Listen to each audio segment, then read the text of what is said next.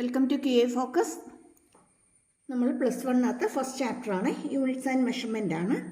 അതിനകത്ത് dimensional analysis, homogeneity principle and dimensional analysis, അതിൻ്റെ അകത്ത് നമുക്ക് മെയിനായിട്ട് 2 ആപ്ലിക്കേഷനാണ് നമുക്ക് പഠിക്കാനായിട്ടുള്ളത്.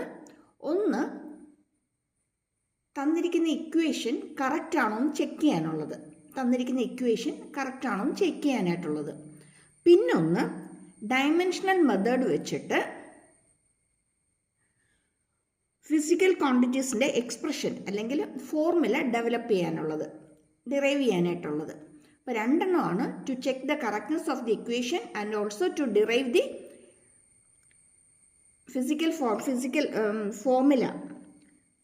Formula physical quantities by dimensional method അല്ലെങ്കിൽ എക്സ്പ്രഷൻ ഡിറൈവ് ചെയ്യാനായിട്ടുള്ളത്. അപ്പോൾ ഈ 2 കാര്യങ്ങളാണ് നമുക്ക് മെയിനായിട്ട് പഠിക്കാനുള്ളത്. അപ്പം ഈ ചാപ്റ്ററിനെ കുറിച്ച് പറയുമ്പോഴത്തേക്കും ഇതിനകത്ത് ഡയമെൻഷൻ എഴുതാനുള്ള ക്വസ്റ്റ്യൻസ് ധാരാളമായിട്ട് ഒത്തിരിയായിട്ട് നമുക്ക് ചോദിക്കാറുണ്ട്. അത് തന്നെ പല രീതിയിലാണ് നമുക്ക് എക്സാമിന് ചോദിക്കുന്നത്. ചിലത് ഒരു 1 മാർക്ക് ക്വസ്റ്റ്യനായിട്ട് നേരിട്ട് ചോദിക്കും, 1 മാർക്ക് ക്വസ്റ്റ്യനായിട്ട് ഡയറക്റ്റായിട്ട് ചോദിക്കും. ചിലതിനകത്ത് ചോദിക്കുന്നത് ഫില്ലപ്പായിട്ടായിരിക്കും ചോദിക്കുന്നത്. ചില കേസിൽ അത് മാച്ച് ദ ഫോളോയിങ് ആയിട്ടായിരിക്കും വരുന്നത്. ഇനി ഇതൊന്നും അല്ലാതെ തന്നിരിക്കുന്നതിനകത്ത് ഓഡ് വൺ ഏതാന്ന് പിക്ക് ചെയ്യാനായിട്ട് ചോദിക്കും. അല്ലെങ്കിൽ തന്നിരിക്കുന്നതിനകത്ത് ഏതിനൊക്കെയാണ് സെയിം ഡയമെൻഷൻ വരുന്നതെന്ന് ഫൈൻഡ് ഔട്ട് ചെയ്യാനായിട്ട് ചോദിക്കും. അപ്പം ഇങ്ങനെ പല കാറ്റഗറിയിലാണ് ഡയമെൻഷനകത്ത് ക്വസ്റ്റ്യൻസ് വരുന്നത്. അപ്പോൾ ഇതെല്ലാം തന്നെ ഡീറ്റെയിൽഡ് ആയിട്ട് നേരത്തെ വീഡിയോസ് അപ്ലോഡ് ചെയ്തിട്ടുണ്ട്. അതുകൊണ്ടാണ് അതിലേക്ക് വീണ്ടും പോകാതെ അടുത്ത സെഷനിൽ നിന്ന് ക്ലാസ് തുടങ്ങിയിരിക്കുന്നത്. അപ്പം അതിൻ്റെ ലിങ്ക് ഞാൻ കമൻറ്റ് ബോക്സിൽ തന്നേക്കാം, നോക്കാൻ മറന്നു പോകരുതും. ഈ ഡയമെൻഷൻ എഴുതുന്നതും അതുപോലെ തന്നെ അതിൻ്റെ ക്വസ്റ്റ്യൻ പാറ്റേൺസ്, ഈ എല്ലാ പാറ്റേണിലുള്ള ക്വസ്റ്റ്യൻസ് നമ്മൾ ഓൾറെഡി അതിൻ്റെ അകത്ത് ഡിസ്കസ് ചെയ്തിട്ടുണ്ട്. പിന്നെ ഫോർമുല കറക്റ്റ് ആണോ എന്ന് ചെക്ക് ചെയ്യാനായിട്ട് ഹോമോജനിറ്റി പ്രിൻസിപ്പിൾ അപ്ലൈ ചെയ്യുന്നത് എങ്ങനെയാണെന്നുള്ളത് നമ്മൾ ഓൾറെഡി ചെയ്തിട്ടുണ്ട്. അപ്പം അതിൻ്റെയൊക്കെ ലിങ്ക് ഞാൻ കമൻറ്റ് ബോക്സിൽ തന്നേക്കാം, നോക്കാൻ മറന്നു പോരുതും. എല്ലാം ക്വസ്റ്റ്യൻ പാറ്റേണിൽ തന്നെയാണ് ക്വസ്റ്റ്യൻസ് തന്നിരിക്കുന്നത്. എക്സാമിന് എങ്ങനെയാണോ ക്വസ്റ്റ്യൻസ് ചോദിക്കുന്നത് അതേ പാറ്റേണിൽ തന്നെയാണ് തന്നിരിക്കുന്നത്. പബ്ലിക് എക്സാം തുടങ്ങി താഴോട്ട്, public exam, model exam, Christmas exam, Onam exam, class ടെസ്റ്റുകൾ, ഇതിനൊക്കെ പറ്റുന്ന രീതിയിൽ തന്നെ സാധാരണ നമ്മുടെ എക്സാം പാറ്റേൺ ഏതാണോ അതേ പാറ്റേണിലുള്ള ക്വസ്റ്റ്യൻസ് തന്നെയാണ്. അതുകൊണ്ട് നോക്കാൻ മറന്നു പോരുതും. ലിങ്ക് ഞാൻ കമൻറ്റ് ബോക്സിൽ തന്നേക്കാം. ഓക്കെ, അപ്പോൾ ഇന്ന് നമ്മൾ നോക്കുന്നത് ഫിസിക്കൽ ക്വാണ്ടിറ്റീസിൻ്റെ എക്സ്പ്രഷൻ അല്ലെങ്കിൽ ഫിസിക്കൽ ക്വാണ്ടിറ്റീസിൻ്റെ ഫോർമുലാസ് നമുക്ക് എങ്ങനെ ഡിറൈവ് ചെയ്യാൻ പറ്റും എന്നുള്ളതാണ്. Okay, application of dimension analysis to derive the expression of physical quantities. നമുക്ക് സാധാരണ ചോദിച്ചു വരുന്ന മെയിനായിട്ട് കണ്ടുവരുന്ന 2 ക്വസ്റ്റ്യൻസ് ആണ് നമ്മളിവിടെ പഠിക്കുന്നത്. ഇത് 2ഉം ഇമ്പോർട്ടൻ്റ് ആണ്, പഠിച്ചിട്ടോണം. നിങ്ങളുടെ ക്ലാസ് ടെസ്റ്റിനോ അല്ലെങ്കിൽ ഒരു ഓണം എക്സാമിനോ മാത്രമല്ല, ഫൈനൽ എക്സാമിനും പബ്ലിക് എക്സാമിന് വരെ ഇമ്പോർട്ടൻ്റ് ആയിട്ടുള്ള ക്വസ്റ്റ്യൻസ് ആണ്. അതുകൊണ്ട് മറന്നു പോരുതും, ഒത്തിരി ഇമ്പോർട്ടൻ്റ് ആണ്, പഠിച്ചിട്ടോണം. ഏറ്റവും ഇമ്പോർട്ടൻ്റ് ആയിട്ടുള്ള 2 ക്വസ്റ്റ്യൻസ് ആണ്. 4 മാർക്ക് ക്വസ്റ്റ്യൻസ് ആണ് നമ്മളിവിടെ ഡിസ്കസ് ചെയ്യുന്നത്. ഓക്കെ ആണോ? ഓക്കെ, CBSE സ്റ്റുഡൻസിന് ലോങ് ആൻസർ ടൈപ്പിൽ വരുന്ന ക്വസ്റ്റ്യൻസ് ആണ്. ലോങ് ആൻസർ ടൈപ്പിൽ സാധാരണ ചോദിച്ചു വരുന്ന ക്വസ്റ്റ്യൻസ് ആണ്. സ്റ്റേറ്റ് ബോർഡിലാണെങ്കിൽ നമ്മൾ സാധാരണ ഒരു 4 മാർക്ക് ക്വസ്റ്റ്യൻ ആണ്. 4 മാർക്ക് ലെവലിൽ നമുക്ക് സാധാരണ കണ്ടുവരുന്ന ക്വസ്റ്റ്യൻസ് ആണ് ഇത്. അതുകൊണ്ട് യാതൊരു കാരണവശാലും സ്കിപ്പ് ചെയ്യരുതും, പഠിച്ചോണം. First one, period of oscillation of a simple pendulum. Time period of oscillation of a simple pendulum find out derive ചെയ്യാനായിട്ട്. അപ്പോൾ സാധാരണ ക്വസ്റ്റ്യൻ നമുക്ക് തന്നിരിക്കുന്നത് ഇങ്ങനെയായിരിക്കും. Time period of oscillation of a simple pendulum depends on its length L. Time period of oscillation of a simple pendulum depends on its length L, mass M, and acceleration due to gravity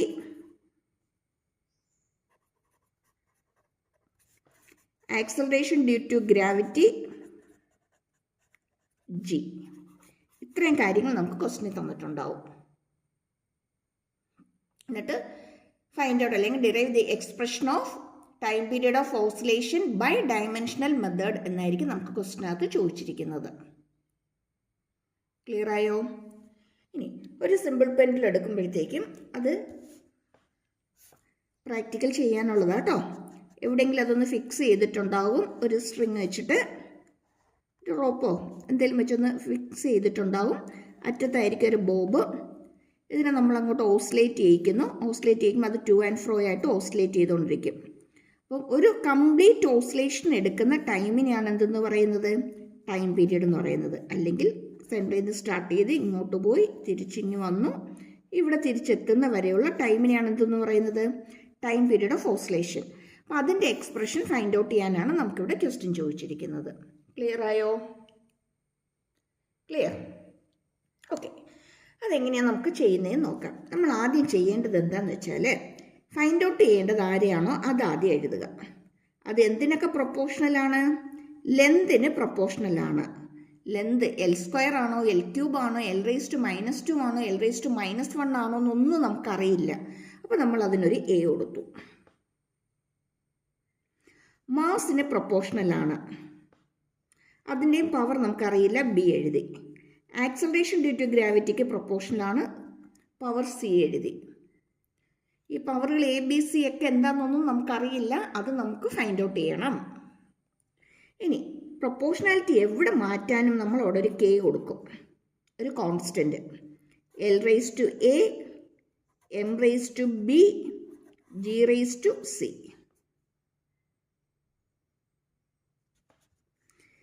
time period dimension T തന്നെയാണ്, constant K കിടന്നോട്ടെ. ലെന്തിൻ്റെ dimension L ആണ്, power A, മാസിൻ്റെ capital M ആണ്, പവർ B. Acceleration due to gravity, acceleration due to ഗ്രാവിറ്റിയുടെ dimension എന്താ? L⁻², L⁻². ഇങ്ങനെയുള്ള കുറേ ഒത്തിരി ഫിസിക്കൽ ക്വാണ്ടിറ്റീസിൻ്റെ ഓൾറെഡി നേരത്തെ അപ്ലോഡ് ചെയ്തിട്ടുണ്ട്, കാണാൻ മറന്നു പോരുന്നു കേട്ടോ. സിമ്പിളായിട്ട് എങ്ങനെ ഫൈൻഡ് ഔട്ട് ചെയ്യാമെന്നുള്ളതാണ് തന്നിരിക്കുന്നത്. എക്സാമിനൊക്കെ നമുക്ക് എത്ര വലിയ ഫിസിക്കൽ ക്വാണ്ടിറ്റീസ് വേണമെങ്കിലും പെട്ടെന്ന് നമുക്കൊന്ന് റീക്യാപ്പ് ചെയ്യാനും പെട്ടെന്ന് ചെയ്തു പോകാനും പറ്റുന്ന രീതിയിലാണ് നേരത്തെ ക്ലാസ്സുകളിൽ അത് പറഞ്ഞിരിക്കുന്നത്. അപ്പം കാണാൻ മറക്കണ്ട കേട്ടോ. ഓക്കെ, അപ്പോൾ ഇവിടെ നമുക്ക് L⁻² ആണ് G അല്ലേ, ആക്സലറേഷൻ്റെത്. L⁻C ഉണ്ട് ഇവിടെ, പവർ C. ഇനി നമുക്ക് ഓരോന്നായിട്ട് നമുക്കൊന്ന് സെപ്പറേറ്റ് ചെയ്ത് നമുക്കൊന്ന് എഴുതിയേക്കാം. L⁻A, M⁻B, ഇവിടെ എന്ത് വരും? L⁻C, T⁻²C. ഇത്രയും കാര്യങ്ങളാണ് നമ്മൾ ആദ്യം ചെയ്യേണ്ടത്. ഇനി ഇത് കഴിഞ്ഞ് നമ്മൾ ഫോളോ ചെയ്യേണ്ട സ്റ്റെപ്പ് എന്താണെന്ന് വെച്ചാൽ രണ്ട് സൈഡിലെയും ഡയമെൻഷൻ്റെ പവർ ഇക്വേറ്റ് ചെയ്യുക. സെയിം ക്വാണ്ടിറ്റീസിൻ്റെ ഡയമെൻഷൻ്റെ പവർ ഇക്വേറ്റ് ചെയ്യുക. ഇക്വേറ്റിംഗ്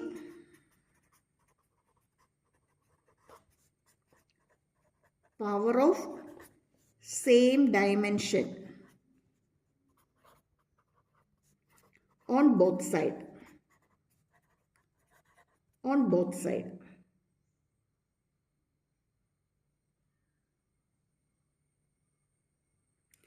ഓക്കെ ആണോ?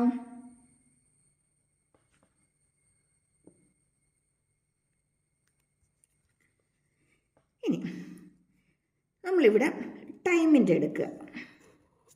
ടൈം, ഇവിടെയും ടൈമുണ്ട് അല്ലേ? ഇവിടെ ഒരു ടൈമുണ്ട്, ഇവിടെ ഒരു ടൈമിൻ്റെ ടേമുണ്ട്. ഇവിടെ ടൈമിൻ്റെ പവർ എത്രയാ? 1 ആണ് അല്ലേ? അപ്പോൾ നമ്മൾ ടൈം കൺസിഡർ ചെയ്യുകയാണ്. ഇവിടെ പവർ 1 ആണ്, ഈക്വൽ ടു ഇവിടെ പവർ -2C ആണ്. അങ്ങനെയെങ്കിൽ C ഈക്വൽ ടു എന്തെന്ന് കിട്ടും? -1/2 എന്ന് കിട്ടും. ക്ലിയർ ആണോ? ടൈം എന്ന് പറയുന്നത് ടൈമിൻ്റെ പവർ അല്ലേ? ടിയുടെ പവർ എന്ന് പറയുന്നത് ഇവിടെ 1 ആണ്, ഇവിടെ -2C ആണ്. അപ്പോൾ 1 ഈക്വൽ ടു -2C എന്ന് എഴുതി. അങ്ങനെയാണെങ്കിൽ സിയുടെ വാല്യൂ നമുക്കിവിടെ കിട്ടി, -12 നമുക്കിവിടെ കിട്ടി. ഓക്കെ,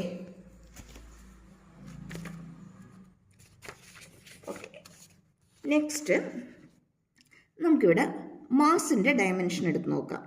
ഇവിടെ മാസ് ഉണ്ടോ? മാസ് ഇല്ല. അപ്പോൾ ഇവിടുത്തെ ഡയമെൻഷൻ ഏതാ? 0 ആണ് അല്ലേ? മാസിൻ്റെ ഡയമെൻഷൻ എടുക്കുമ്പോഴത്തേക്ക് ഇവിടെ പവർ 0 ആണ്. കാര്യം മാസ് ഇല്ല. m⁻0 ആണ് ഇവിടെ. m⁻0 ആണ്. ഇവിടെ മാസിൻ്റെ ടേം ഒന്നും ഈ സൈഡിലില്ല. ഇവിടെയോ പവർ ഉണ്ട്, ബി ആണ്. എന്ന് വെച്ചാൽ ബി = 0 നമുക്ക് കിട്ടി. ക്ലിയർ ആണോ? ഇനി നമ്മൾ ലെന്ത് കൺസിഡർ ചെയ്യാം. ലെന്ത് കൺസിഡർ ചെയ്യുമ്പോഴത്തേക്കും ഇവിടെ നോക്കിയേ, ലെന്തിൻ്റെ പവർ ഇവിടെ എ ഉണ്ട്, ഇവിടെ ഒരു സി ഉണ്ട്. എന്ന് വെച്ചാൽ ഇവിടെ ലെന്തിൻ്റെ പവർ a+c ആണ് അല്ലേ? എയും ഉണ്ട് സിയും ഉണ്ട്. എന്ന് വെച്ചാൽ ലെന്ത് എന്ന് പറയുന്നത് a+c ആണ്.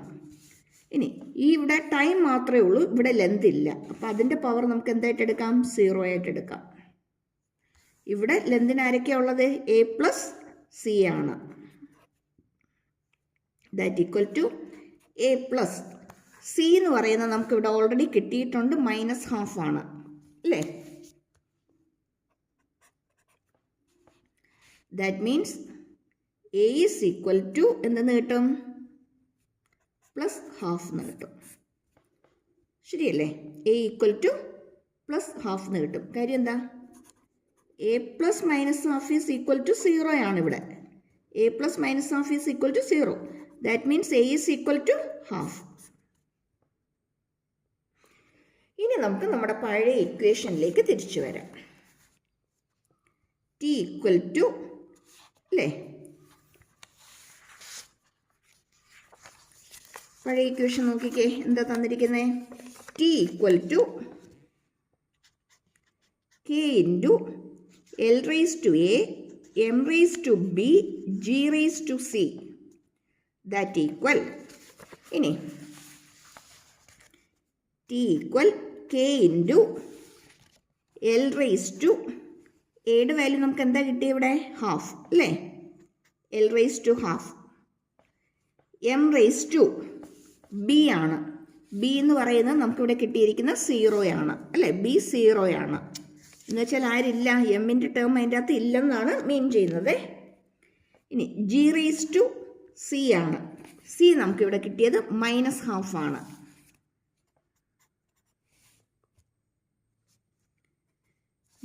x⁻½ എന്ന് വെച്ചാൽ എന്താ മീൻ ചെയ്യുന്നത്? √x ആണ് അല്ലേ? അങ്ങനെയാണെങ്കിൽ ഇവിടെ k × ഇത് √L.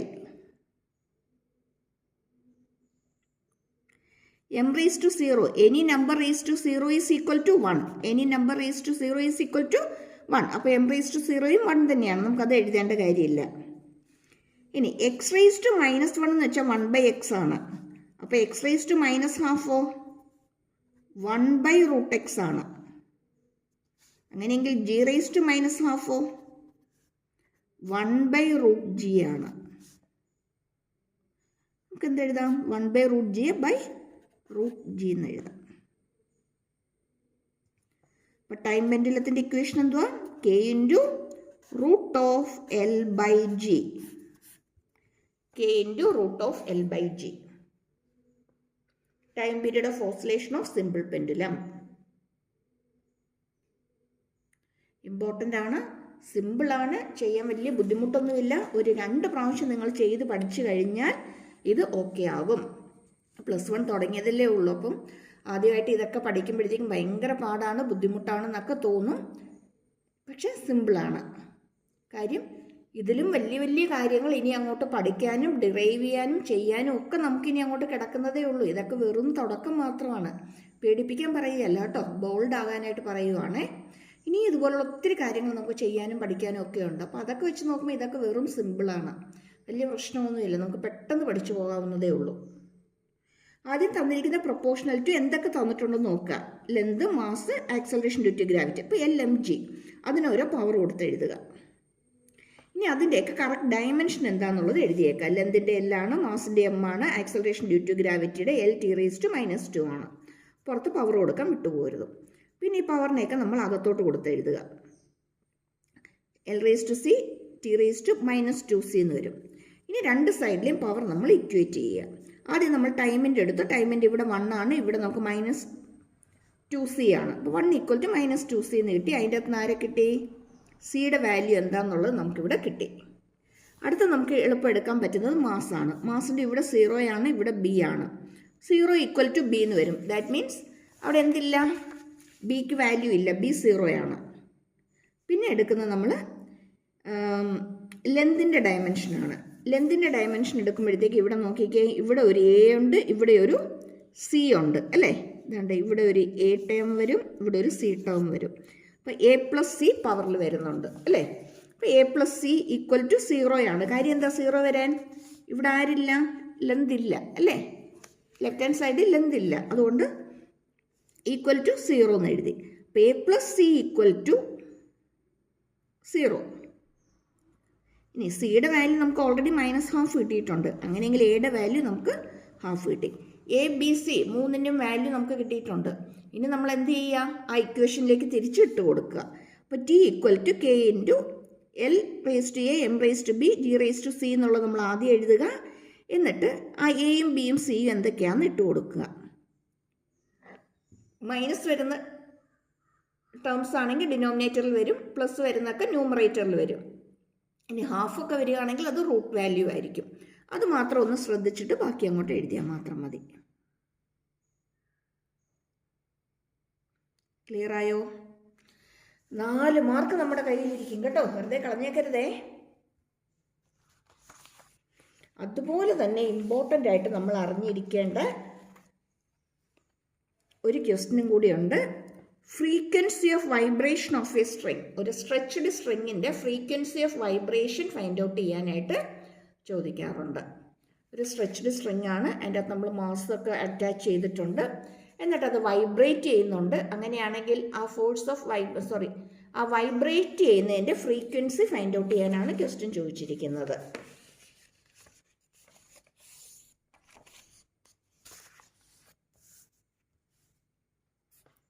ഒരു സ്ട്രിങ് ഫിക്സ് ചെയ്തിട്ട് അതിൻ്റെ എൻഡിലൊരു മാസ് ആഡ് ചെയ്തിട്ടുണ്ട്.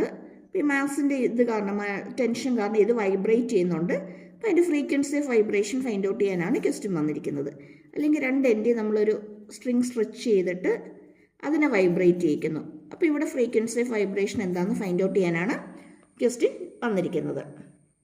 ഇനി ഇവിടെ നമുക്ക് ക്വസ്റ്റ്യൻ ഓൾറെഡി തന്നിട്ടുണ്ടാകും. Frequency of vibration depends on its length L, tension എന്ന് പറയുന്നത് ഇവിടെ അപ്ലൈ ചെയ്തിരിക്കുന്ന ഫോഴ്സ് ആണ്. Tension T and mass per unit length M. ഈ മാസ് പെർ ലെന്തിന് ചിലയിടങ്ങളിൽ ലീനിയർ മാസ് എന്ന് എഴുതാറുണ്ട് കേട്ടോ. ലീനിയർ മാസ് രണ്ടും ഒരേ ടേം തന്നെയാണ്. മാസ് പെർ യൂണിറ്റ് ലെന്ത് അല്ലെങ്കിൽ ലീനിയർ മാസ്. ഇങ്ങനെ ഒരു ക്വസ്റ്റ്യൻ കിട്ടിയാൽ നമ്മൾ എങ്ങനെ ചെയ്യും? നേരത്തെ നമ്മൾ എങ്ങനെ ചെയ്തത് അതേപോലെ തന്നെ നോക്കുക. പ്രൊപ്പോർഷണൽ ടു ലെന്ത് തന്നിട്ടുണ്ട്, A കൊടുത്തു, ടെൻഷൻ തന്നിട്ടുണ്ട്, B കൊടുത്തു, then mass per unit length M, അതിന് സിയും കൊടുത്തു. അവിടെ തന്നെ നമ്മൾ പ്രൊപ്പോർഷണാലിറ്റി ചേഞ്ച് ചെയ്ത് ഒരു കോൺസ്റ്റൻറ്റ് കൊടുത്തു, L⁴A T⁴B M⁴C എന്ന് കൊടുത്തു. ഇനി നമ്മൾ എന്ത് ചെയ്യും? എല്ലാത്തിൻ്റെയും ഡയമെൻഷൻ എഴുതുക അല്ലേ? ഫ്രീക്വൻസി എന്ന് വെച്ചാൽ 1/ടൈം പീരീഡ് ആണ്, 1/ടൈം ആണ്. അങ്ങനെയാണെങ്കിൽ എനിക്കിതിനെ T⁻⁻1 എന്ന് എഴുതാമല്ലോ. 1/ടൈം, that is T⁻⁻1.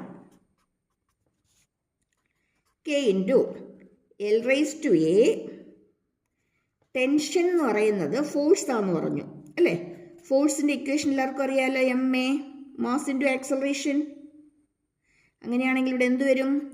Mass M L T⁻², M L T⁻².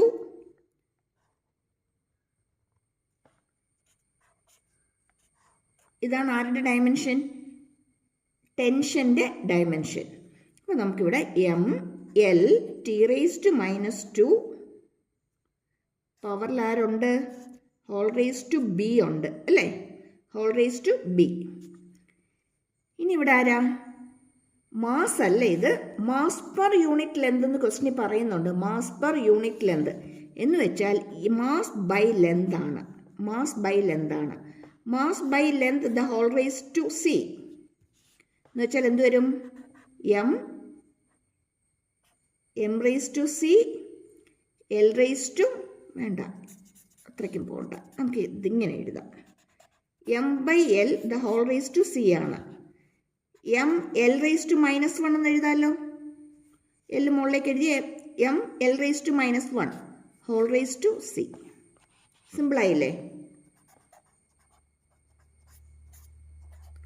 Whole raise to C. ഇനി നമുക്ക് എല്ലാത്തിൻ്റെയും ഡയമെൻഷൻ ഒന്ന് ക്ലിയർ ആയിട്ടൊന്ന് എഴുതിയാൽ ചെയ്യാൻ എളുപ്പമുണ്ട്. L raise to A, M raise to B, L raise to B, T raise to -2b അല്ലേ? T raise to -2b, then M raise to C, L raise to -c. T raise to -1 is equal to K into L raise to. എല്ലിൻ്റെ power എന്തൊക്കെയാണ് വന്നിരിക്കുന്നതെന്ന് ആദ്യം ഒന്ന് check ചെയ്തേ. A ഉണ്ട്, B ഉണ്ട്, -c ഉണ്ട് അല്ലേ? നമുക്കിവിടെ a + b - c എന്ന് കൊടുക്കാം. അടുത്തത് മാസാണ്. മാസിൻ്റെ ഡയമെൻഷൻ എഴുതണം. ഇവിടെ എഴുതാൻ സ്ഥലമില്ലാത്തതുകൊണ്ട് താഴേക്ക് എഴുതുക കേട്ടോ. മാസിൻ്റെ ഡയമെൻഷൻ എം. എമ്മിന് ആരൊക്കെ ഉണ്ടെന്ന് നോക്കിയേ. ഒരു ബി ഇവിടെ ഉണ്ട്, ദെൻ ഒരു സി ഉണ്ട്. ബി + c ആണ്. ഇനി ആരാ വേണ്ടത്? ടൈമാണ്. ടൈമിൻ്റെ ഒറ്റ ടേം മാത്രമേ ഉള്ളൂ. ആരാ? ടി റേസ് ടു -2b മാത്രമേ ഇവിടെ ഉള്ളൂ. ടി റേസ് ടു -2b മാത്രമേ ഇവിടെ ഉള്ളൂ.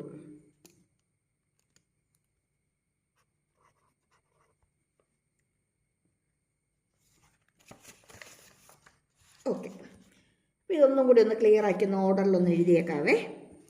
T raise to -1 is equal to K into L raise to a + b - c, M raise to b + c, T raise to -2b. ഇനി നമ്മൾ നേരത്തെ ചെയ്തതുപോലെ തന്നെ എന്ത് ചെയ്യണം? രണ്ട് സൈഡിലും വരുന്ന സെയിം ഡയമെൻഷൻ്റെ പവർ ഇക്വേറ്റ് ചെയ്യുക.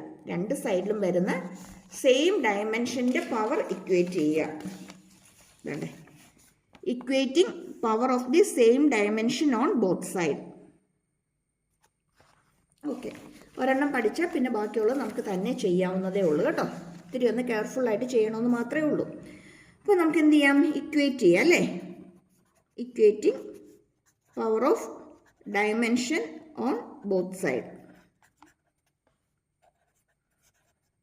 പവർ ഓഫ് ഡയമെൻഷൻ നമുക്ക് എളുപ്പമുള്ളൂ. നമുക്ക് ആദ്യം ചെയ്തു പോകാം. ടൈമിൻ്റെ എടുക്കാം അല്ലേ? ഒറ്റ ടേമല്ലേ ഉള്ളൂ. അപ്പോൾ നമ്മൾ ആദ്യം ഇവിടെ ടൈമാണ് കൺസിഡർ ചെയ്യുന്നത്. ടൈം കൺസിഡർ ചെയ്യുമ്പോഴത്തേക്കും ഇവിടെ -1 ആണ്, ഈക്വൽ ടു ഇവിടെ വന്നിരിക്കുന്നത് -2b ആണ്. അങ്ങനെയെങ്കിൽ b ഈക്വൽ ടു -1/-2 എന്ന് വെച്ചാൽ ആരാ? 1/2. b നമുക്കിവിടെ കിട്ടി. അടുത്തത് സിമ്പിളായിട്ട് വന്നിരിക്കുന്നത് ഇതാണ്, എം ആണ് അല്ലേ? എം ഇവിടെ ഇല്ലല്ലോ. അപ്പം നമുക്ക് എന്ത് കൊടുക്കാം? 0 ഈക്വൽ ടു, ശരിയാണോ? 0 equal to b + c. b നമുക്കിവിടെ കിട്ടിയിട്ടുണ്ട്, ഹാഫ് ആണ്.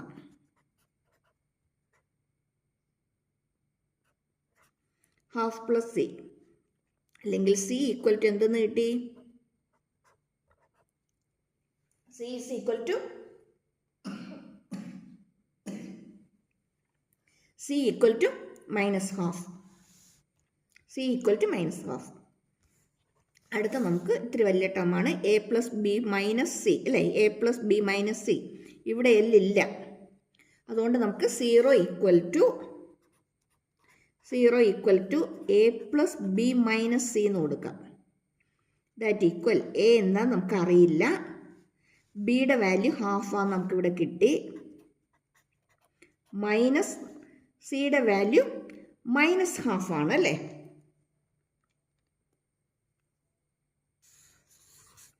-1/2 ആണ്. അപ്പം മൈനസ് ഓഫ് മൈനസ് ഹാഫ് വരും. That means minus of minus is plus. A plus half plus half. Half plus half എത്രയാണ്? 1 ആണ്. A plus 1. ഇവിടെ ആരാ? 0 ആണ്. That means A is equal to -1. A is equal to -1. നമ്മുടെ task complete ആയി. കിട്ടാനുള്ളതൊക്കെ നമുക്ക് കിട്ടി. ഇനി എന്ത് ചെയ്താൽ മാത്രം മതി? സബ്സ്റ്റിറ്റ്യൂട്ട് ചെയ്താൽ മാത്രം മതി. Nu equal to K into എന്തായിരുന്നു നമ്മുടെ ഇതാണല്ലേ, L raise to A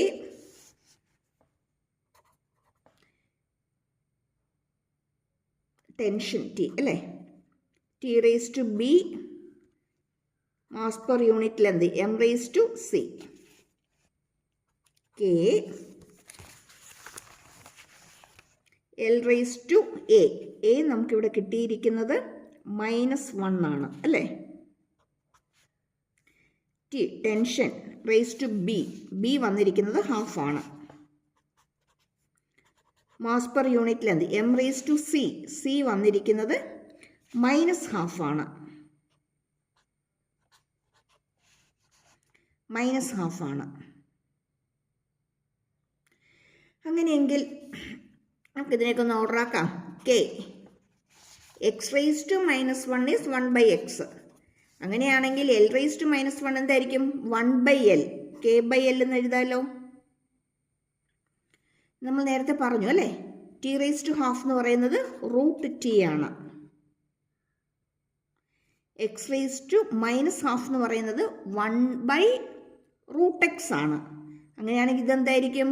1/√m ആണ്. അല്ലെങ്കിൽ നമുക്ക് ഇങ്ങനെ എഴുതാം, new equal to k/l √t/m.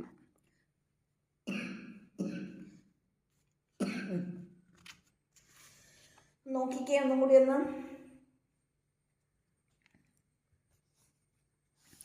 Important ആണ്, പഠിക്കാതിരിക്കരുത്.